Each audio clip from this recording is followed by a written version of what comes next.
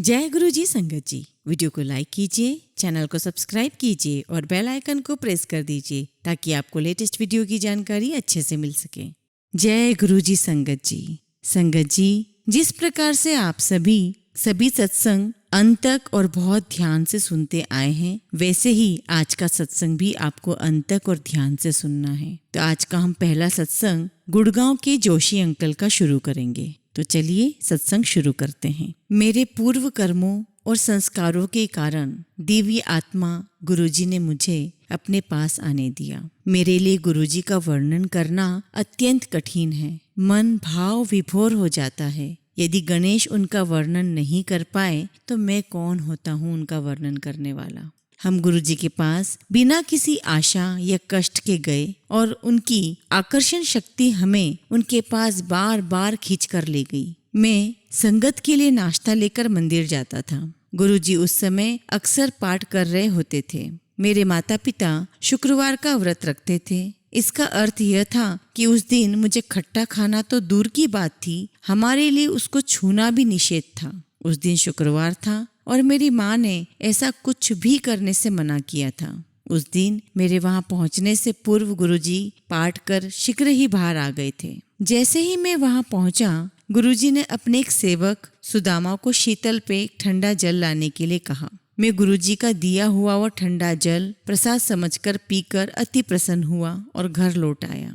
परंतु मुझे घर पर बहुत डांट पड़ी। मैं निराश अवश्य हुआ, पर मैंने उससे संबंधित भावनाएं मन से निकाल दी। शाम को हम मंदिर गए। गुरुजी प्रसन्नचित्त थे और सत्संग के लिए बैठ गए। हम बहुत ध्यान से सुन रहे थे। अपने स्वभाव के अनुरूप उन्होंने स्पष्ट तो नहीं कहा, किंतु व्रतों के बारे में कहा कि इस व्यर्थ प्रथा का कोई तात्पर्य नहीं है। साथ ही उन्होंने कहा कि आप भगवान के घर में हैं, जैसा वह कहते हैं करिए और अन्य अर्थहीन माध्यमों के द्वारा उनके पास पहुंचने की चेष्टा न करें। कभी कभी गुरुजी भक्तों को सचखंड देकर उन पर कृपा करते हैं। सचखंड उनका वह प्रसाद है जो चमत्कारिक रूप से उनके हाथ से प्रकट होता है। कई अवसरों पर तो मैंने उनके हाथ से चमत्कार होते हुए स्वयं देखे हैं। डॉलर, नोट, स्वर्ण, गरम हलवा, मिश्री में लिपटी हुई बर्फी, चॉकलेट और वनीला की बर्फी, मोतीचूर और बेसन के लड्डू, हिमाचल प्रदेश की विशेष टोपी आदि।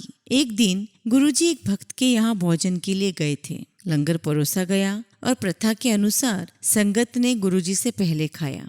उनके पास कुछ देर अधिक तक बैठने की कामना से मैंने जल्दी से लंगर समाप्त किया और उनके पास आकर बैठ गया। वह सीधे बैठे हुए थे। उनकी कलाई उनके घुटनों पर टिकी हुई थी। मुझे ऐसा एहसास हुआ कि गुरुजी प्रसाद देने ही वाले हैं। दिव्य आकांक्षा के अनुकूल ही सब संभव है। मुझे संभवतः इसी बात का आभास दिलाना चाह रहे थे। मेरा ध्यान पूरी तरह गुरुजी पर केंद्रित था। लंगर के बाद जैसे संगत इकट्ठी हुई, वार्तालाप शुरू हुआ। मैं गुरुजी की मुट्ठी देख रहा था। जैसे ही उन्होंने उसे खोला, उसमें से एक लड्डू प्रकट हुआ, जैसे कोई रबड़ का गोला हो, जो उनके हाथ खुलने के साथ साथ बड़ा होता गया।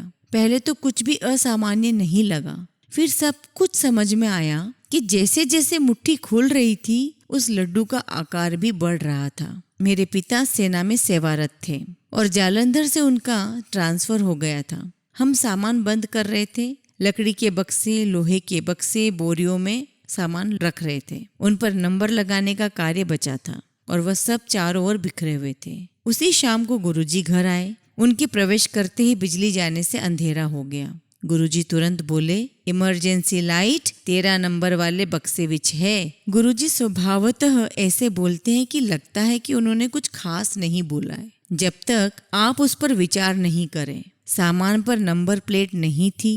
कोई एक सप्ताह के बाद जब पूरा सामान बंद गया और हेल्पर्स ने उन पर नंबर लगाना शुरू किए, तो मुझे गुरुजी वाली घटना याद आ गई। मैंने तुरंत 13 नंबर वाले बक्से को खोला। उसमें सचमुच इमरजेंसी लाइट रखी हुई थी। गुरुजी को हमारे भूत, वर्तमान, भविष्य सबका ज्ञान है। उनसे कभी भी कुछ भी छिपाने का प्रयत्न न करें। मेरी माँ को फीवर था। पूरे दिन मेरे पिता और मैं उनके सिर पर बर्फ लगाते रहे थे, किंतु कोई लाभ नहीं हो रहा था। दवाइयाँ भी असफल रह रही थी और तापमान है कि नीचे नहीं आ रहा था। अचानक गुरुजी का फोन आया कि शीघ्र ही वह संगत के साथ पहुंच रहे हैं। वो कुछ लोगों के साथ आए और सीधे माँ के कमरे में जाकर बोले, चल आंटी, कुछ नहीं होया तनु, और उनका हाथ पकड़कर गेस्ट रूम में ले गए। मैं उनके चरणों में बैठकर उनके पैर दबाने लगा। 5 मिनट के बाद माँ का तापमान सामान्य हो गया, पर उनका बढ़ गया। यह स्पष्ट है कि वह हमारे कष्ट अपने ऊपर अंतरित कर लेते हैं। संगत जी, क्या इस संसार में और कोई ऐसा कर सकता है? हमारे प्रारब्ध कर्म इस जीवन में हमारे सुख दुख का निर्णय करते हैं, किंतु कोई हमारे दुख अपने ऊपर अंतरित कर ले, वह तो सिर्फ ईश्वर ही हो सकता है। जय गुरु जी। अब हम दिल्ली की नीरा आंटी का सत्संग सुनेंगे।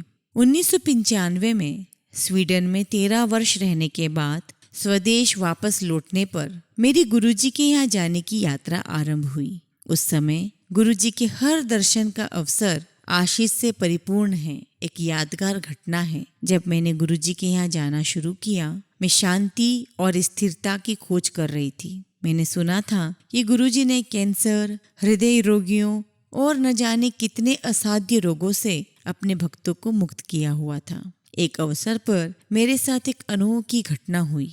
संगत जी, बचपन से मुझे हर्पीस रोग रहा है। कोई दवाई सफल नहीं हुई, कोई दवाई मुझे लग नहीं रही थी। डॉक्टर हर बार जब भी वो बीमारी होती थी, कार्टिजोन दे दिया करते थे। उससे मेरे हाथ धीरे धीरे खुरदुरे हो गए। एक बार गुरुजी की संगत में बैठे हुए मैं सोच रही थी कि मेरे हाथ तो इतने कर्कश, इतने रफ हो गए हैं। यदि गुरुजी ने मुझे कभी अपने कमल चरण दबाने को कहा तो मैं क्या करूंगी? कुछ सप्ताह में मुझे धीरे धीरे आभास होने लगा कि मेरा शरीर और मेरे हाथ साफ हो गए हैं और शीघ्र ही मेरा उपचार हो चुका था। फिर एक दिन गुरुजी ने मेरे बड़े भाई, जो कश्मीर में सेना में सेवारत हैं, उन्हें लाने के लिए संगत में कहा। मेरे भाई गुरुजी को कभी नहीं मिले थे। अगली बार जब वो दिल्ली आए, गुरुजी ने उन्हें आशीर्वाद दिया। उसी महीने वो वापस कश्मीर चले गए तो उनकी बाह में एक आतंकवादी की गोली लगी, परंतु गुरु कृपा से वह बच गए थे। एक बार गुरुजी ने मुझे अपना एक स्वरूप देकर उसे बेडरूम में रखने के लिए कहा। बचपन से मेरे कमरे में शिवजी का चित्र रहा है। आज भी मेरे जीवन में कोई समस्या, शंका या सुख के अवसर आते हैं, मैं सदा उन्हें गुरुजी से बांटती हूँ और गुरुजी ने मुझे सदा उत्तर दिए हैं। जब मैं दिल्ली से बाहर होती हूँ, उनकी कमी का आभास होता है। गुरुजी ने मुझे स्वप्न में कई बार दर्शन दिए हैं। आज मुझे गुरुजी में इतनी आस्था है कि मेरे आसपास की सब वस्तुएं उनकी याद दिलाती है। गुरुजी ने मुझे और मेरे परिवार को आशीष दिया है। मेरे दोनों बेटे, जिन्हें गुरुजी ने आशीर्वाद देकर अमेरिका भेजा, उनके भक्त हैं। उन पर केवल आस्था बनाए रखने से हमें सदा हर पल उनकी कृपा प्राप्त होती रहती है। मेरे लिए गुरुजी परमेश्वर हैं, जिन्होंने मुझे मेरी योग्यता और आवश्यकता से कहीं अधिक दिया है। गुरुजी, इस दया के लिए हम आपके अत्यंत आभारी हैं। जय गुरुजी। संगत जी, अब हम गुड़गांव से नूतन आंटी और अनिल अंकल का सत्संग सुनेंगे। गुरुजी की शरण प्राप्त होने से हम अत्यंत सौभाग्यशाली हैं। हमें उनके बारे में नवंबर 2005 में मेरठ में अपने एक रिलेटिव की बेटी के विवाह में उपस्थित दूसरे रिलेटिव से पता चला। पिंकी गुरुजी की संगत थी और उसकी अभिलाषा थी कि हम भी गुरुजी के दर्शन करें। उस समय उसने हमें उनके कुछ सत्संग सुनाए। एक शुक्रवार को हम एम्पायर स्टेट से गुजर रहे थे कि गुरुजी का ध्यान आया, किंतु उनके दर्शन किसी अन्य दिन करने के विचार से हम आगे निकल गए। आगे बढ़ते हुए हमने एम्पायर स्टेट के पूरे भवन को भी पार नहीं किया था कि हमारी कार रुक गई। हम सरप्राइज्ड हो गए और गुरुजी के दर्शन कर उनके आशीर्वाद लेने का निश्चय कर लिया। इतना सोचते ही कार चल पड़ी। गुरुजी के स्थान पर हम 7 बजे पहुंचे, किंतु हमें बताया गया कि वहां पर सत्संग 8 बजे होगा। 1 घंटे रुकने का सुनकर हमने किसी और अन्य दिन आने का सोचा, परंतु उसी समय पिंकी वहां आ गई और उसने संगत पर आने का आग्रह किया।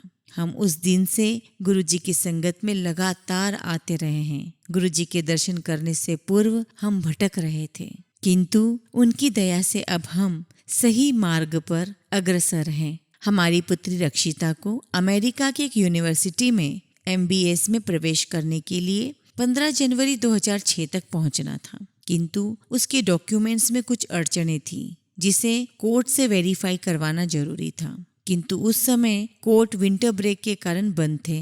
फिर गुरुजी की दया से एक न्यायाधीश आकर बैठे और उन्होंने मेरी बेटी के डॉक्यूमेंट्स को वेरीफाई कर दिया और वह अमेरिका जा सकी। 18 जनवरी को यूनिवर्सिटी पहुंची और गुरुजी की कृपा से 3 दिन की देरी होने के बावजूद यूनिवर्सिटी के अधिकारियों ने उसका एडमिशन एक्सेप्ट कर लिया।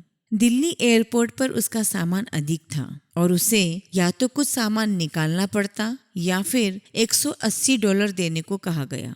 हमने सामान निकाला, किंतु अचानक रक्षिता को लगा कि गुरुजी ने पुनः सामान तोलने के लिए उसे आभास दिलाया है। जब सामान दोबारा तोला गया तो वह अधिकतम वजन की लिमिट से कम निकला। 3 महीने के बाद रक्षिता ने फोन पर बताया कि यूनिवर्सिटी वाले उसे अगले सेशन में जाने की आज्ञा नहीं दे रहे हैं और इसलिए उसे अब वापस भारत लौटना पड़ेगा। हमने उसे गुरुजी से विनती करने के लिए कहा। कुछ ही दिनों में उसने शुभ समाचार दिया कि उसे अगले सत्र में उसके अगले सेशन में प्रवेश मिल गया है। गुरुजी का हार्दिक हार्दिक धन्यवाद। ऐसे ही हमारा पुत्र सुधांशु नास्तिक था। हम उसे 3 बार आग्रह करके गुरुजी के पास ले गए, परंतु हर बार वह संगत में जाए बिना वापस आ जाता था। अब गुरुजी की कृपा से ही उसमें परिवर्तन हुआ है। जब भी वह हॉस्टल से वापस आता है वह गुरुजी के पास जाने के लिए उत्सुक रहता है। वह सत्संग जिसने उसमें यह परिवर्तन किया है मैं सुनाती हूँ। वह अपने 3 मित्रों के साथ एक टैक्सी में कालका जा रहा था। वह कुछ ही दूर गए होंगे कि उनकी टैक्सी के सामने से आते हुए एक ट्रक से बहुत भीषण दुर्घटना हो गई जो लकड़ियों से लदा हुआ था। टैक्सी बुरी तरह से क्षतिग्रस्त हुई थी और ट्रक के सामने के पहिए टूट गए और वह पलट गया था। चमत्कार यह था कि उसके 5 सवार सुरक्षित थे। उनको कुछ मामूली चोटें ही आई थी। सुधांशु के जीवन की रक्षा के लिए गुरुजी ने उन 4 अन्य लोगों को भी बचाया था। गुरुजी छोटी सी छोटी बातों का भी ध्यान रखते हैं।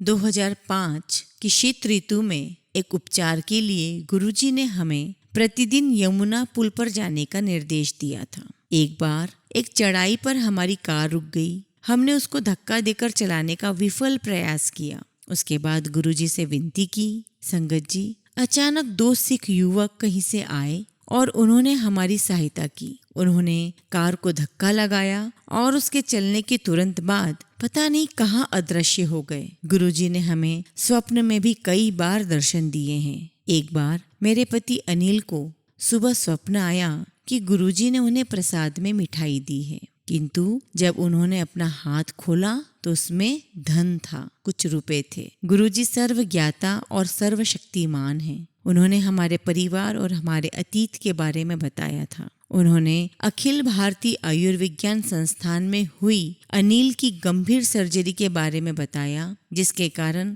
वह आज भी जीवित है। गुरुजी ने अनेकों असाध्य रोगों का उपचार किया है। उन्होंने कैंसर और अन्य अनेक गंभीर रोगों की चिकित्सा की है। वास्तव में गुरुजी का उपचार डॉक्टर्स की विफलता के बाद शुरू होता है। गुरुजी की शरण में आने पर स्वाभिमान को नष्ट कर देना चाहिए। उनकी संगत में आए प्रत्येक व्यक्ति को उनके दर्शन के संपूर्ण फल प्राप्त करने के लिए धैर्य के साथ स्वच्छ मन, स्वच्छ हृदय और पूर्ण आस्था जरूरी है। गुरुजी का मुख्य उद्देश्य मानवता के कष्टों को दूर करना है। वह बिना किसी भेदभाव के सबका भला करते हैं और सर्व विद्यमान होते हुए भूत, वर्तमान और भविष्य जानते हैं।